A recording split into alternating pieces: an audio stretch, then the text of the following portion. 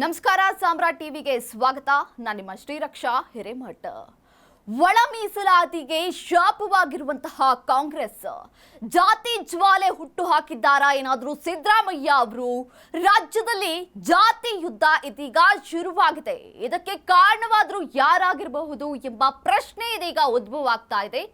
ಜಾತಿ ಗಣತಿ ವರದಿಗೆ ಕಾಂಗ್ರೆಸ್ನಲ್ಲೇ ಪರ ವಿರೋಧಗಳು ಹುಟ್ಟಿಕೊಳ್ತಾ ಇದೆ. ಇನ್ನು ಸ್ವಪಕ್ಷೀಯ ಕಾಂಗ್ರೆಸ್ ನಾಯಕರಲ್ಲೇ ಈ ಒಂದು ವಿರೋಧ ಹುಟ್ಟಿಕೊಳ್ತಾ ಇದ್ದು, ಒಕ್ಕಲಿಗ ಮತ್ತು ಲಿಂಗಾಯತ ಸಮುದಾಯಕ್ಕೆ ಸಿದ್ದರಾಮಯ್ಯ ಮೋಸ ಮಾಡ್ತಾ ಇದ್ದಾರಾ ಎಂಬ ಪ್ರಶ್ನೆ ಕೂಡ ಇದೀಗ ಉದ್ಭವವಾಗ್ತಾ ಇದೆ. ಇನ್ನು ಕಾಂಗ್ರೆಸ್ನಲ್ಲೇ ಅಹಿಂದು ವರ್ಸಸ್ ಒಕ್ಕಲಿಗ ಶಾಸಕರ ಸಭೆ ನಡೆಯಲಿದೆ. ಅಷ್ಟೇ ಅಲ್ಲದೆ ಸಚಿವ ಸಂಪುಟ ಸಭೆಯಲ್ಲಿ ಮಹತ್ವದ ವಿಚಾರವನ್ನ ಈಗ ನಡೆಸೋಕೆ ಅಂತಾನೆ ಈ ಸಭೆಯನ್ನ ನಡೆಸಲಾಗಿದ್ದು, ಸಚಿವ ಮಹದೇವಪ್ಪ ಅಥವಾ ಜಾರಕಿಹೊಳಿ ಅವರ ನಿವಾಸದಲ್ಲಿ ಈ ಸಭೆಯನ್ನ ನಡೆಸಲಾಗುತ್ತೆ ಎಂಬ ಶಂಕೆ ವ್ಯಕ್ತವಾಗ್ತಾ ಇದೆ. ಇನ್ನು ದಲಿತ ಮತ್ತು ಒಬಿಸಿ ಅಲ್ಪಸಂಖ್ಯಾತ ಸಮುದಾಯದ ನಾಯಕರ ಸಭೆ ಸಂಪುಟದಲ್ಲಿ ಈ ಒಂದು ಸಭೆ ನಡೆಯಲಿದ್ದು, ಸಂಪುಟ ಸಭೆಯಲ್ಲಿ ಜಾತಿ ಗಣತಿ ವರದಿ ಜಾರಿಗೆ ಅಹಿಂದು ಸಮುದಾಯಗಳು ಆಗ್ರಹವನ್ನ ವ್ಯಕ್ತಪಡಿಸ್ತಾ ಇದ್ದಾವೆ.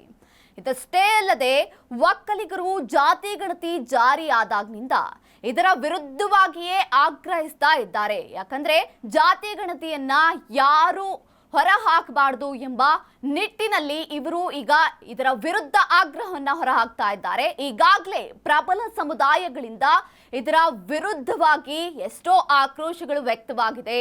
ವರದಿ ಜಾರಿಯನ್ನ ಮಾಡದೇ ಇರುವ ರೀತಿಯಲ್ಲಿ ವಿರೋಧವನ್ನ ವ್ಯಕ್ತಪಡಿಸ್ತಾ ಇದ್ದಾರೆ. ಇನ್ನು ಸಂಪುಟ ಸಭೆಯಲ್ಲೂ ಕೂಡ ವರದಿಗಳು ವಿರೋಧಿಸುವಂತಹ ಹಿನ್ನೆಲೆಗಳು ಹೆಚ್ಚಿನ ರೀತಿಯಲ್ಲಿ ಕಂಡು ಬರ್ತಾ ಇದೆ. ಅಷ್ಟೇ ಅಲ್ಲದೆ ಕಾಂಗ್ರೆಸ್ ಸರ್ಕಾರಕ್ಕೆ ಈ ವಿಚಾರ ದೊಡ್ಡ ಮಟ್ಟದಲ್ಲಿ ಮುಳುವಾಗಲಿದೆ. ಹಾಗಾಗಿ ಮೊದಲೇ ಈಗ ಕಾಂಗ್ರೆಸ್ನಲ್ಲಿ ಎರಡು ಟೀಮ್ಗಳು ಉಲ್ಬಣವಾಗ್ಬಿಟ್ಟಿವೆ. ಒಂದು ಸಿದ್ದರಾಮಯ್ಯ ಬಣ ಆದ್ರೆ ಇನ್ನೊಂದು ಡಿ.ಕೆ. ಶಿವಕುಮಾರ್ ಅವರ ಬಣ. ಸಿದ್ದರಾಮಯ್ಯ ಬಣದಲ್ಲಿ ಅಹಿಂದು ನಾಯಕರುಗಳಿದ್ರೆ, ಡಿ.ಕೆ. ಶಿವಕುಮಾರ್ ಅವರ ಬಣದಲ್ಲಿ ಒಕ್ಕಲಿಗರು ಲಿಂಗಾಯತ ಸಮುದಾಯದ ನಾಯಕರುಗಳು ಇದ್ದಾರೆ. ಹೌದು, ಇನ್ನು ಜಾತಿ ಗಣತಿ ವರದಿಗೆ ಕಾಂಗ್ರೆಸ್ನಲ್ಲೇ ಪರ ವಿರೋಧಗಳು ಹೊರ ಬೀಳ್ತಿದ್ದು, ಸ್ವಪಕ್ಷೀಯ ಕಾಂಗ್ರೆಸ್ನಲ್ಲೇ ಹೊಂದಾಣಿಕೆ ಎಂಬುದು ಇಲ್ಲ. ಇದು ಈಗ ಎದ್ದು ಕಾಣ್ತಾ ಇದೆ. ಒಬ್ಬರ ಮೇಲೆ ಮತ್ತೊಬ್ರು ನಂಬಿಕೆ ಇಡದಂತಹ ಸ್ಥಿತಿ ನಿರ್ಮಾಣವಾಗ್ತಿದ್ರೆ, ಇದೆಲ್ಲ ಒಂದು ಕಡೆ ಆದ್ರೆ ಬೇರೆ ನಾಯಕರನ್ನ ಬಿಡಿ, ರಾಜ್ಯ ಕಾಂಗ್ರೆಸ್ ಸರ್ಕಾರದ ಬೇರಾಗಿರುವಂತಹ ಮೇನ್ ಬುಡ ಆಗಿರುವಂತಹ ಸಿದ್ದರಾಮಯ್ಯ ಮತ್ತು ಡಿಸಿಎಂ ಡಿ.ಕೆ. ಶಿವಕುಮಾರ್ ಅವರ ನಡುವೆಯೇ ಈಗ ಜಾತಿವಾರ್ ಆಗುವಂತಹ ಸಾಧ್ಯತೆಗಳು ಎದ್ದು ಕಾಣಿಸ್ತಾ ಇವೆ. ಜಾತಿ ಗಣತಿ ವರದಿಯ ಚದುರಂಗದಾಟಕ್ಕೆ ಇಳಿದಿರುವಂತಹ ಸಿದ್ದರಾಮಯ್ಯ ಈಗಾಗಲೇ ಅವರ ಅಸಲಿ ಆಟವನ್ನ ಶುರು ಮಾಡ್ಕೊಂಡು ಬಿಟ್ಟಿದ್ದಾರೆ.